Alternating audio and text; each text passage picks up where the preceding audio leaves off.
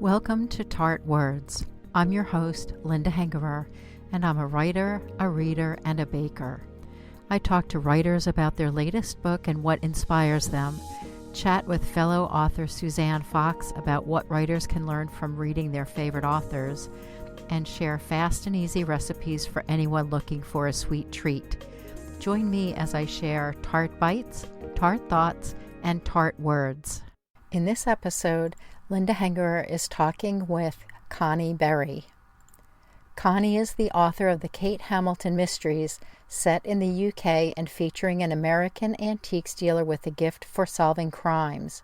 Like her protagonist, Connie was raised by antiques dealers who instilled in her a passion for history, fine art, and travel. During college, she studied at the University of Freiburg in Germany and St. Clare's College, Oxford, where she fell under the spell of the British Isles. Besides reading and writing mysteries, Connie loves history, foreign travel, cute animals, and all things British. She lives in Ohio with her husband and adorable Shih Tzu, Emmie. Visit her at connieberry.com, where you can sign up for her monthly newsletter, The Plot Thickens. Find her on social media on Facebook and Instagram at Connie Berry Author, Twitter at Connie C. Berry, Pinterest at Connie Campbell Berry, and Goodreads at Connie Berry. Her latest book, The Art of Betrayal, is available through her website or wherever you buy your books, in person or online. Welcome to the podcast, Connie. I'm really excited to talk to you today. Hi, Linda. Thank you so much for inviting me. I'm delighted. You're quite welcome. Tell me about your latest book.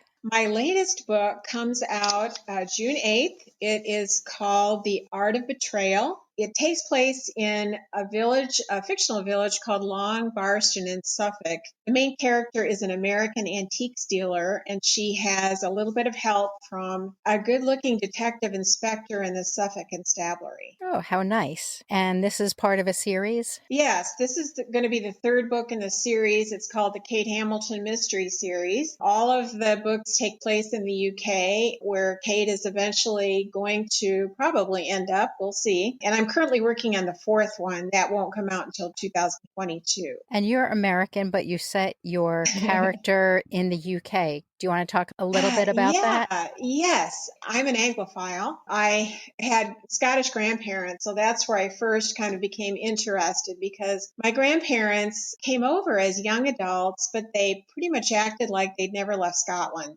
All of their friends in Buffalo, New York, and everything they did was like a little island, a little Scottish island in New York State. And so I just learned to appreciate the customs and listening to the language and hearing about the history. And during college, I was able to study at St. Clare's College at Oxford, and that's when I really fell in love with the British Isles. And my husband and I have traveled there frequently, once a year, sometimes twice a year, for a long time, not during COVID, naturally. No. I just love the British Isles. And when I was young, and I went down to our library in the town I grew up in Illinois, and I would just kind of wander through the stacks. And I discovered Agatha Christie and P.G. Wodehouse. And I felt like they were my secret discoveries, that no one else knew about them but me. And I started to read them, and I just thought, this is so clever. I loved reading about the villages. I loved the wit.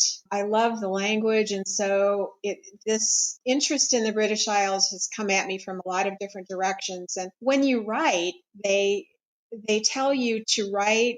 Well, there are two pieces of advice usually. One is write what you know. And I grew up in the antiques trade. My parents were high-end antiques dealers, and so that was kind of my life. So that's what I know. But then people also tell you write what you love. And I love the British Isles, so I put the two together. Very nice. And tell me this, did you learn to appreciate haggis, or is that eluded you? Well, I will tell you a secret. The last time we traveled, actually, we spent some time in Scotland, and we stayed up in the Highlands. And there was a local restaurant that we went to, and it was really interesting. It had long tables, and people would just sit all together. There weren't any separate tables, and they only had a very short menu, and it was very dark. They had candles on the tables, and I didn't have my glasses with me, and so I read something about chicken with something, and I got this chicken, and it was so good. And it had this kind of a thing on top of it, and I ate the whole thing, and I absolutely loved it. And then I asked the waitress, I said, this was the best thing I've had in Scotland. And she said, oh, that's haggis. So I actually had it and I loved it. But if I'd known it was haggis, I probably wouldn't have eaten it. Yeah, I've never tried it. I went to Scotland with my mother and my sister a number of years ago, and the guide's like, "Oh, you'll try some haggis." I'm like, "Oh, I don't think so." But it's actually really good. At least it was at this restaurant. It's kind of like sausage. Yes. Sometimes it's better not to know what's in it. Very true. When we were on our trip with my mother and my sister, we did a tour of Edinburgh Castle. And the local guide, the tour guide for the castle, was a man wearing a kilt and, the whole Scottish kilt outfit. Yeah. And my mother said to him, we were there the week before Easter. So it was typical Scottish weather and it was quite chilly. And my mother said to him, oh, your knees are going to get cold. And he said, it's not my knees I'm worried about. Yeah, I get it. That was fun. It was a fun trip and absolutely loved our trip to England and Scotland. And I get the appeal of setting a mystery series there. And it's nice that you're able to combine your love and knowledge of the antiques trade with your love and knowledge of the British Isles as well. Yeah. No, it's been a very fun series to write. Where did the idea for your latest book come from? This was unusual because, well, are you talking about the one I'm working on right now? Because that was a little different. Oh, tell me about both.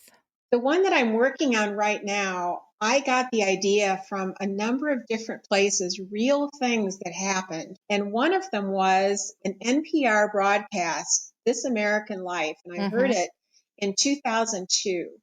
And it just fascinated me. And it was about several young boys, I think in New Hampshire, who they were camping with their parents or something. But anyway, there was an abandoned house near them. And they got into the abandoned house and started to look around and kind of try to figure out why the house was abandoned and why things were left, like a wallet, eyeglasses, things that people wouldn't normally leave. And that experience stuck with them. And it also stuck with me. For them, the mystery was solved and it wasn't all that interesting in the end, but that was part of the inspiration for the book I'm working on right now. And the other inspiration was Victorian insane asylums. And there were a number of them actually in Scotland and in England that were beautiful buildings, and they were constructed on a French theory called distraction cure. And the idea was that if you had enough money, you could afford to go to one of these new insane asylums, not the old awful ones, but almost like staying at a 5-star resort. And they would make life as pleasant for you as possible with beautiful surroundings. They encouraged you to bring your pets. They encouraged you to work in the garden or do anything like painting or writing, anything that you love to do. They had bowling alleys, swimming pools, just everything that was designed to take your mind off of the problem that you had and get it back into a good balanced frame of mind. Several of these now were so beautifully constructed that they are now being turned into very expensive deluxe townhouses and flats, and people are actually buying flats and living in these former insane asylums. Actually, in the Victorian era, they were called lunatic asylums. So that was one of the other inspirations. So I just kind of put all that together and came up with a plot. And what about the story that's coming out soon? It's coming out in June, right? Yeah, that one is coming out in June. Kate is in this village of Long Barston. She's made a friend, an older man. His name is Ivor Tweedy, and he owns an antiquities business, and he is having bilateral hip surgery. And so she goes to kind of take over his business while he is recovering. A local reclusive woman brings in this fabulous ancient Chinese pottery jar for consignment to sell it. And she's thrilled because this is going to mean a lot of income for Ivor. But no sooner has that happened than the woman is killed and the jar is stolen. Kate has to figure out what happens because there's no insurance, and this could ruin Ivor. Very interesting. I like the ideas for both of those stories. Thank you. Do you have a writing routine or a writing schedule? I wish I could tell you that I get up at 6 o'clock every morning and get busy and write until 2, but that wouldn't be the truth. Actually, I would love to be able to do that. I do get up around 6, but I usually spend the morning doing things like emails and publicity or marketing, other tasks around the house. And it's really around 11 o'clock that I start writing. And I usually end around 4 o'clock. I can say that I write pretty steadily from about 11 till about 4. I think you just need to find your own rhythm. What works Mm, for other people clearly doesn't work for you and vice versa. But I think if you're writing steadily for 5 hours a day, that's pretty yeah. good.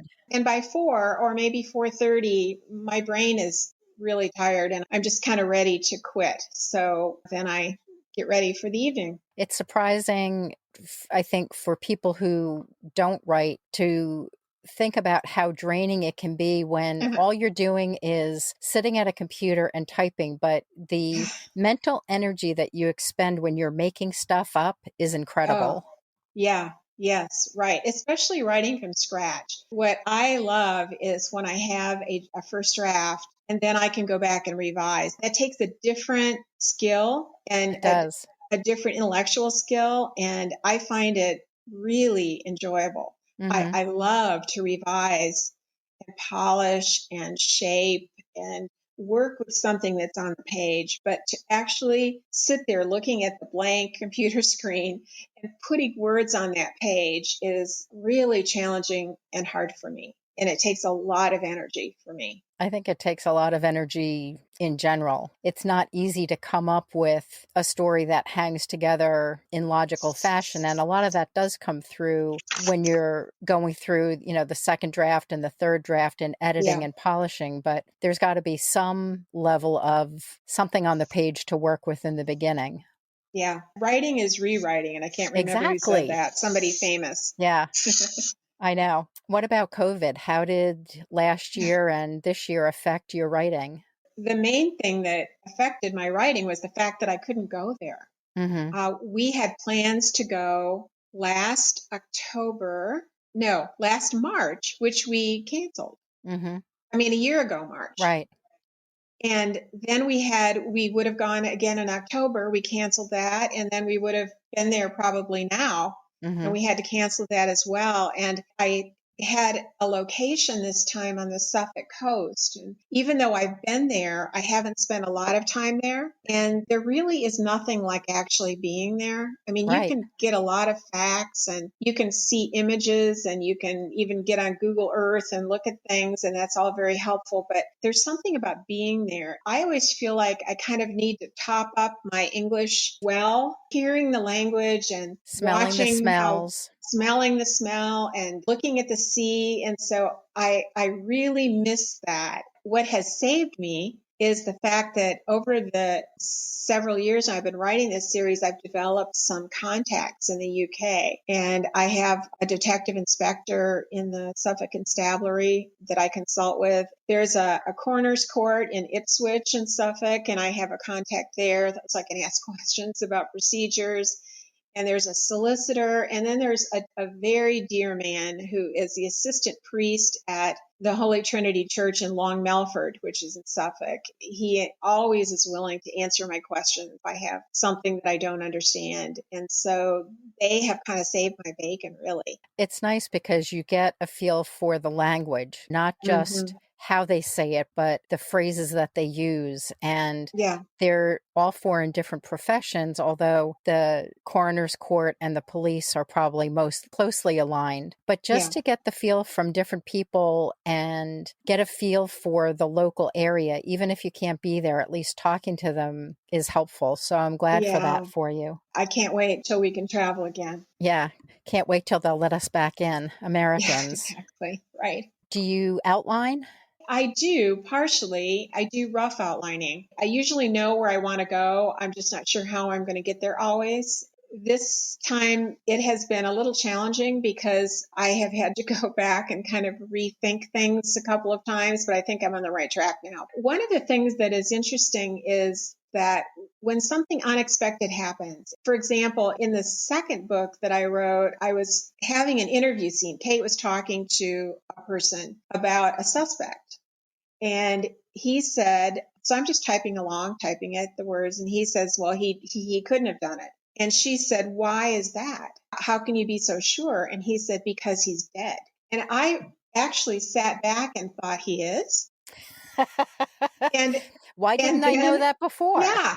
But then I realized that was, and I had to go back and change things, but it was the perfect thing. Right. But it was one of those creative moments. And I wish I could tell you that I have them every day, but I don't. But when you rough outline, you do leave room for those kinds of experiences, which are very fun. Yes. I also outline, I like to start with the title. I usually start with the killer. I start with a rough outline of the big things that are going to happen throughout the story. But as I'm writing it, it's like getting from here to there. There's a lot of ways I can do that. As long as I hit the highlights, I'm good. But every now and again, I'll sit back and think, wow, where did that come from? Yeah, exactly. It sounds like you have had that very same experience. Yeah, and it's terrific when it happens, and it would be terrific if I knew how to make it happen more often. Yes, and there are times when I wish it would happen and it doesn't. So right, you're left to struggle on your own. Yeah. Is there a creative outlet that you have that keeps you fresh for your writing? You had mentioned antiques. Do you like to go antiquing? No, I don't do that at all anymore. I have inherited a lot, so I'm pretty good in terms of antiques. I actually love to walk. My husband and I walk a lot. Actually, that's one of the things that I miss a lot about going to Europe is that we spend a lot of time walking. But we are walking in our neighborhood, and we have a new puppy. So we have our COVID puppy. And very nice. Now 8 months old, and she is a huge blessing. She's so fun, so funny, so adorable. She just really gives me a lot of joy. What kind of puppy? Her name is Emmie, and she is a Shih Tzu. The little black and white Shih Tzu. She's only about 10 pounds. I'm not sure she's going to get a lot bigger. And she has one blue eye and one brown eye. Oh, that's interesting. Yeah. Is that common for the breed? No, it is very rare. It's not unknown in that breed. I think there are several breeds. I think Australian sheepdogs are another breed that does happen too, but it is very rare. We had already picked her out of the litter of the breeder, and she called me one day and she said, well, this is, because dogs' eyes don't open for some weeks. And she said, well, this is unexpected. I needed to tell you in case you want to pull out, because it's a fault. If you were going to show her, it would be a fault. We have no intention of ever showing her. I just said, I've already named her. I've been looking at pictures of her, and I just think that makes her more interesting. Right. She's already yours. You're not giving her up. No. That's sweet. Is she going to be a character in any of your stories? I don't think so, but I do have a dog. He's a pug, and his name is Fergus. Ooh. Well, this has been a lot of fun, and I look forward to reading your stories. Thank you, Connie, for coming on the podcast. Well, thank you, Linda. Thank you for inviting me. I had a great time. Thank you for joining me this week. To view the complete show notes and the links mentioned in today's episode, visit tartwords.com/tart228. Before you go, follow or subscribe for free to the podcast to receive new episodes when they're released. Follow now in the app you're using to listen to this podcast, or sign up for email alerts through an easy sign-up form for bakers, readers, and or writers at tartwords.com/about. Thank you again for joining me, Linda Hengerer, for this episode of Tart Words.